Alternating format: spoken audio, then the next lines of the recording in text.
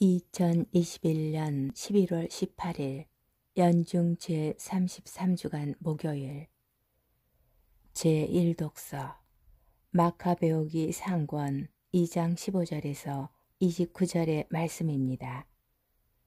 그 무렵 배교를 강요하는 임금의 관리들이 모데인에서도 제물을 바치게 하려고 그 성읍으로 갔다.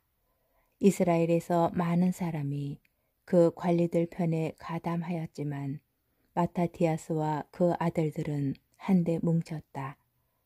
그러자 임금의 관리들이 마타티아스에게 말하였다.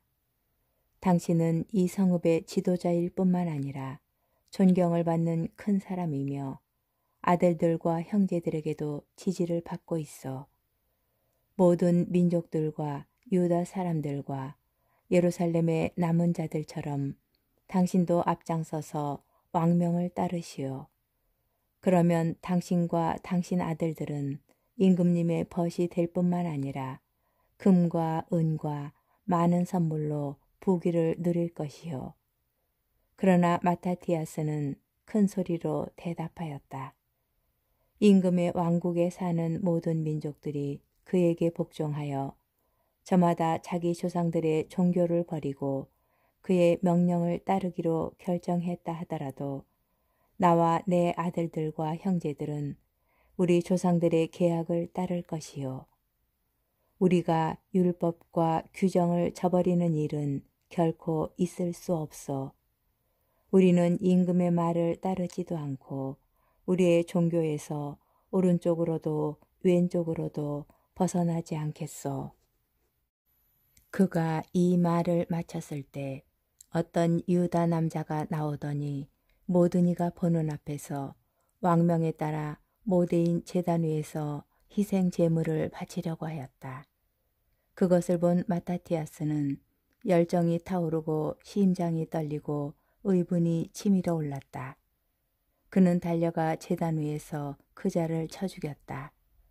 그때 그는 제물을 바치라고 강요하는 임금의 신하도 죽이고 제단도 헐어버렸다. 이렇게 그는 전에 피느하스가 살루의 아들 지므리에게 한 것처럼 율법에 대한 열정을 드러냈다. 그러고 나서 마타티아스는 그 성읍에서 율법에 대한 열정이 뜨겁고 계약을 지지하는 이는 모두 나를 따라 나서시오 하고 큰 소리로 외쳤다. 그리고 그와 그의 아들들은 가지고 있던 모든 것을 성읍에 남겨둔 채 산으로 달아났다. 그때 정의와 공정을 추구하는 많은 이들이 광야로 내려가서 거기에 자리를 잡았다. 주님의 말씀입니다. 복음, 루카복음 19장 41절에서 44절의 말씀입니다. 그때에 예수님께서 예루살렘에 가까이 이르시어 그 도성을 보고 우시며 말씀하셨다.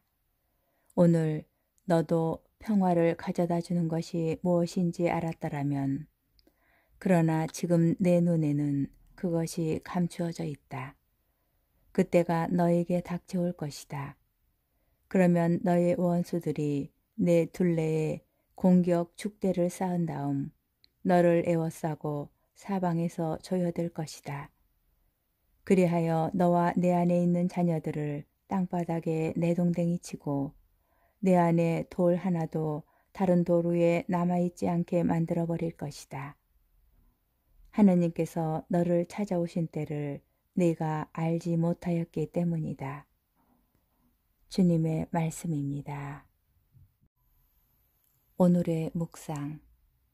예전에는 눈물을 흘리는 것이 굉장히 창피한 일이라고 생각하였습니다.